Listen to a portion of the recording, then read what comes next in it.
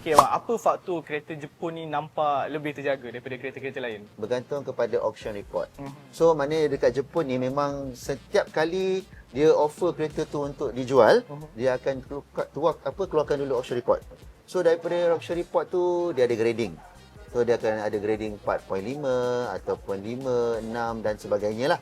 Tapi dia ada juga tingkat kat situ bahagian interior. Interior pun ada condition A, ada condition B, condition C. So kalau kita nak tahu sama ada kereta tu condition dia cantik ataupun tidak, penanda aras ni adalah daripada auction report tu sendiri lah. Pernah tak abang jumpa unit tu nampak macam terjaga tapi sebenarnya dia ada isu yang besar? Pernah? Apa macam mana dia punya Kalau kita tengok daripada report tu sendiri, kereta tu memang cantik, condition memang cun, interior semua cantik. Bila sampai je dia dekat Malaysia, dia ada masalah dengan ECU.